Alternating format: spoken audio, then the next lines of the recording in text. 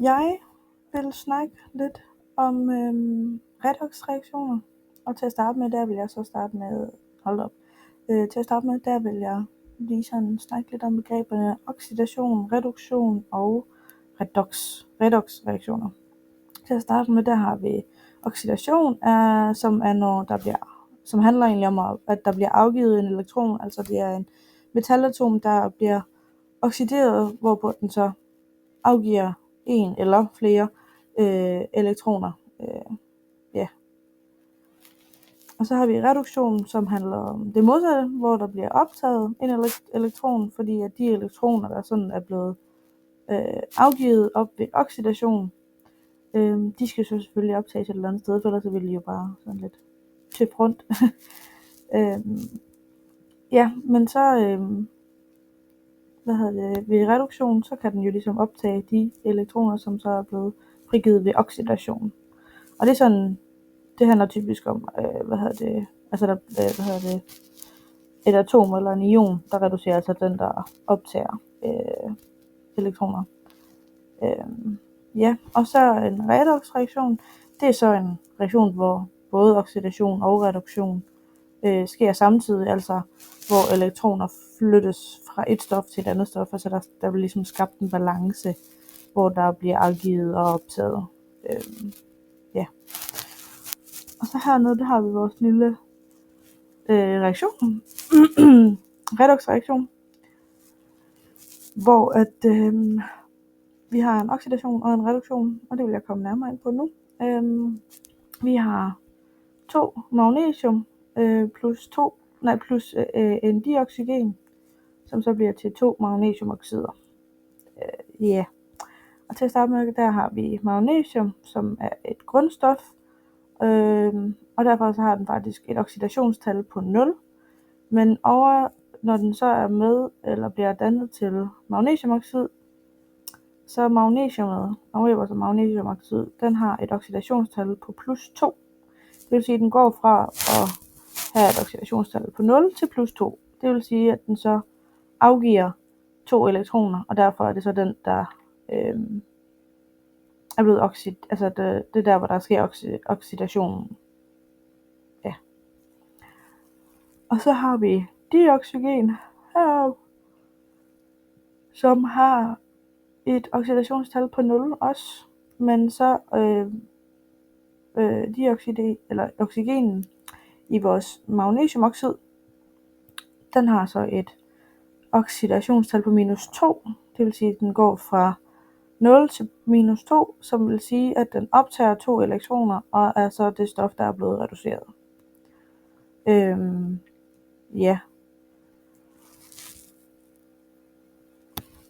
Og de elektroner, som magnesium så har afgivet,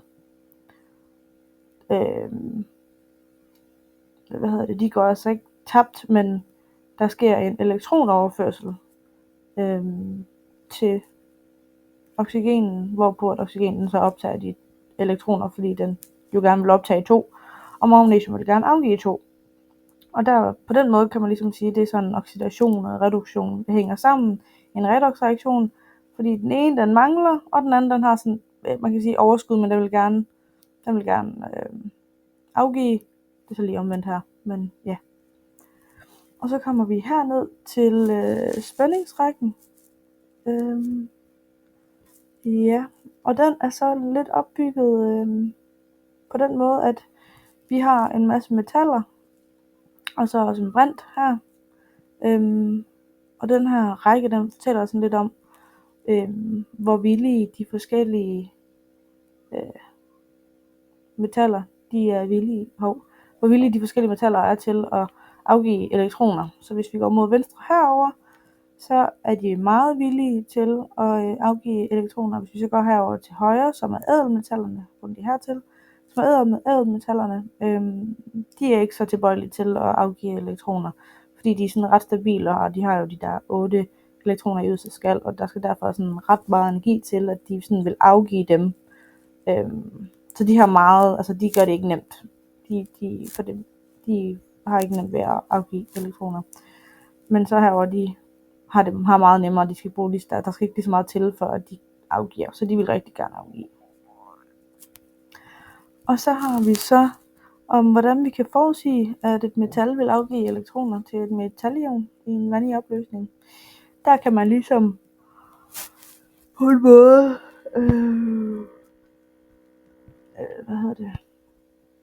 så kan man ligesom sammenligne de to metaller, man har med at gøre i spændingsrækken. Så for eksempel, hvis nu vi har et metal, der ligger højere i spændingsrækken end metalionen, så vil metallet jo godt kunne afgive elektronerne og så selv oxidere. Og hvis metalionet, altså hvis vi nu har magnesium her, hvis den så står lavere i højere i spændingsrækken end for eksempel zink, så vil den ikke rigtig afgive.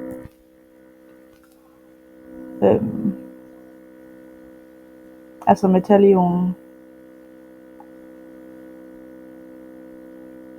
vil ikke, der vil altså ikke ske nogen reaktion, fordi metallet ikke er villigt til at afgive elektroner, fordi at zink står lavere end magnesium. Ja.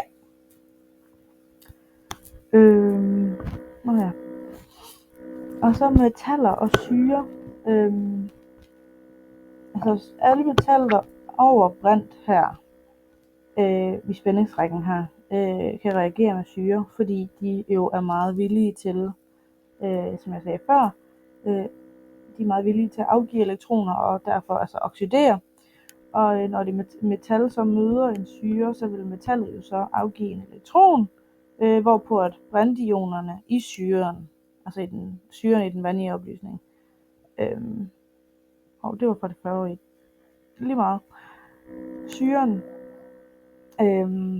brintionerne i syren vil altså optage de elektroner, som der bliver frigivet fra de højtstående her. Og altså reaktionen vil ske, altså syren vil møde metallet vil afgive elektroner, og så vil brintionerne så optage de elektroner, som så bliver frigivet.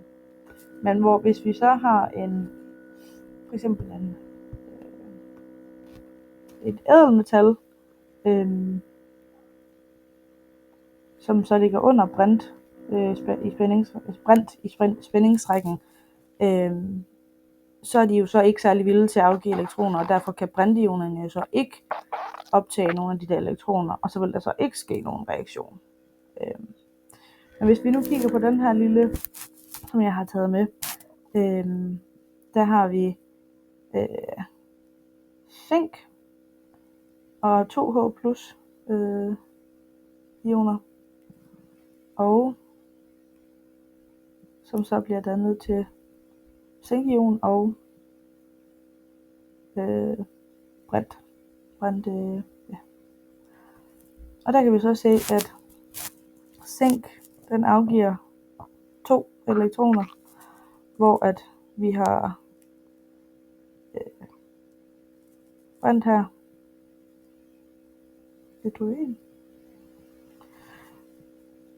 som så gerne vil afgive en elektron, men fordi der er 2 af dem, så vil den gerne optage 2. Og så reagerer den så ligesom med syren i